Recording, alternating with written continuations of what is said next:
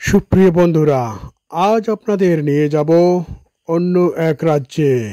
এই রাজ্যে আপনাদের স্কয়ার ওয়ার্ল্ডের পর্দায় আমরা দেখাতে চলেছি বাংলাদেশের সনাতন ধর্মীয় লীলা কীর্তনের কিছু দৃশ্য। তো যেতে যেতে আপনাদের দেখাচ্ছি এই অন্যতম একটি সেচ ক্যানেল প্রকল্পের রাস্তা হয়ে আমরা চলছি। রাস্তার দুপাশের দৃশ্য আপনাদের কিছুটা হলেও উপভোগ করার চেষ্টা করব।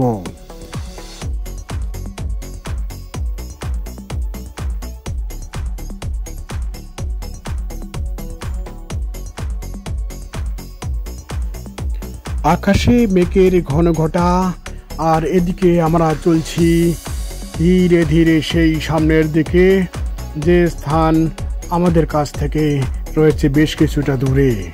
তো দর্শক, আমরা এই ডালিয়া তেস্তা ব্যারেজের যে ক্যানেল আমরা কিন্তু চলছি ধীরে ধীরে আপনাদের দেখানোর সৌজন্যে, এবং আমরাও চলছি উপভোগ করতে।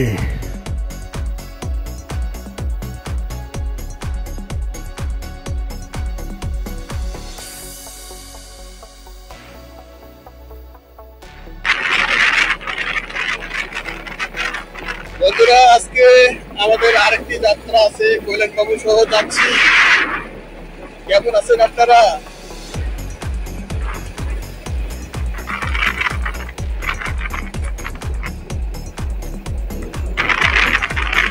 গ্রামীণ কিছু চিত্র আপনাদের সামনে তুলে ধরবো এই যাত্রায়। যতদূর পর্যন্ত দেখানো সম্ভব, তুলে ধরা সম্ভব, ততদূর পর্যন্ত দেখার চেষ্টা করবো। সে পর্যন্ত যারা আমার এই স্কয়ার ওয়ার্ল্ডের সাথে যুক্ত আছেন সঙ্গে থাকবেন। নতুনদের জন্য ভালোবাসা।